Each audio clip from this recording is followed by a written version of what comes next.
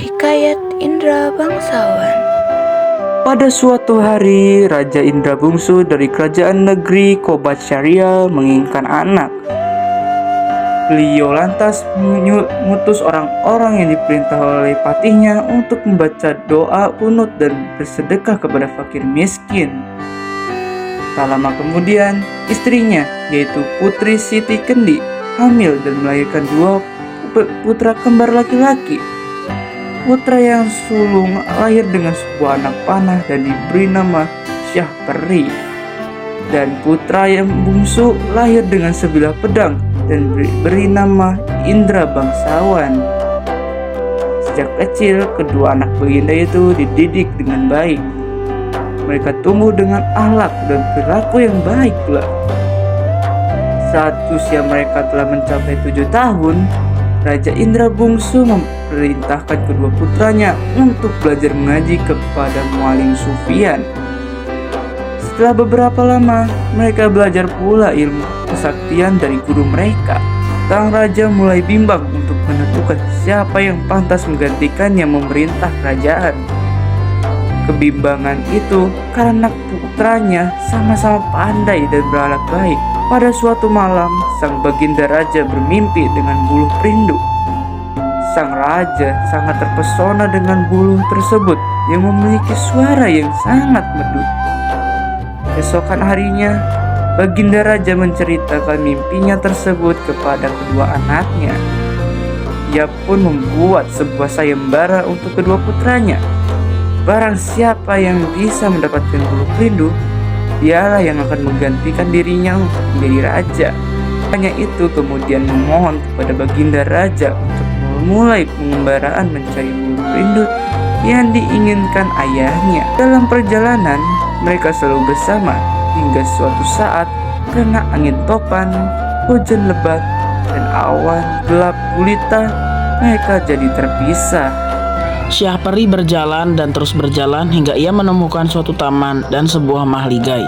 Dalam mahligai itu, Syahperi menemukan sebuah gendang. Dipukulinya gendang tersebut keras-keras. Pada saat dia sedang memukul gendang itu, didengarnya suara lain yang berasal dari dalam gendang. Syahperi lalu merobek gendang tersebut dengan pisaunya. Betapa kagetnya Syahperi ketika dia mendapati seorang putri dan dayang-dayangnya sedang bersembunyi dalam gendang. Setelah dikeluarkan dari dalam gendang, sang putri bercerita bahwa dia disembunyikan di dalam gendang oleh ayahnya untuk menghindari serangan raksasa Garuda yang telah meluntuh-lantahkan kerajaan mereka. Tak lama kemudian, raksasa Garuda datang hendak membunuh sang putri. Syahperi segera menyelamatkan sang putri dan bertarung melawan raksasa Garuda. Raksasa Garuda itu pun dapat dikalahkannya. Syahperi selanjutnya menikahi Putri Ratnasari dengan disaksikan oleh dayang-dayang sang putri.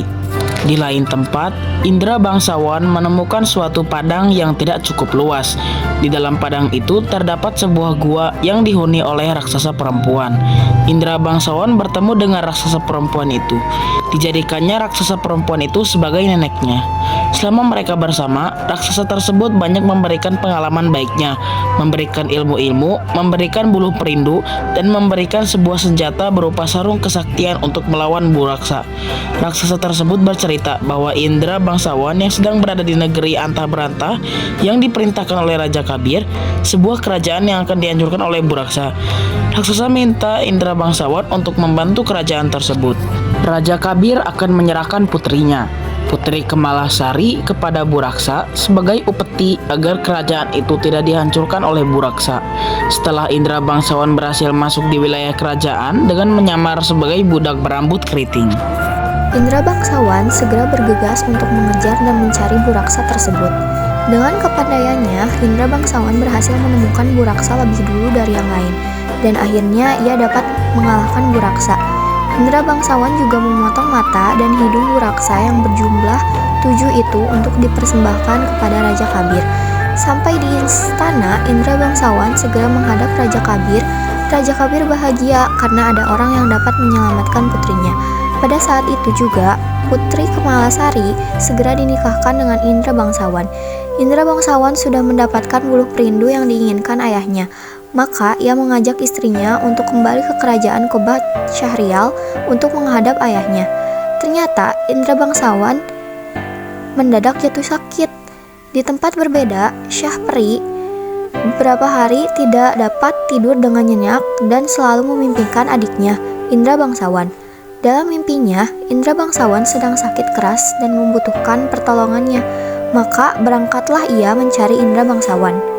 Setelah berhari-hari mencari, sampailah Syah Peri di kerajaan Antah Berantah itu. Ia menemukan Indra Bangsawan sedang tergeletak sakit tak berdaya dengan ditemani istrinya. Syah Peri lalu berusaha untuk menyembuhkan Indra Bangsawan. Selang beberapa hari, Indra Bangsawan berangsur-angsur sembuh. Syah Peri dan istrinya lantas mengajak Indra Bangsawan dan istrinya untuk kembali ke kerajaan Qobat Syahrial.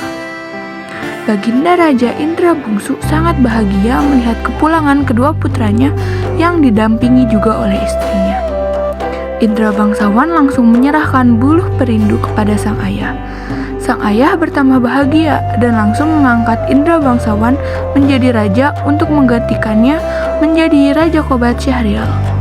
Untuk membalas kebaikan hati kakaknya, Indra Bangsawan memberi Syah Peri sebuah batu hikmat.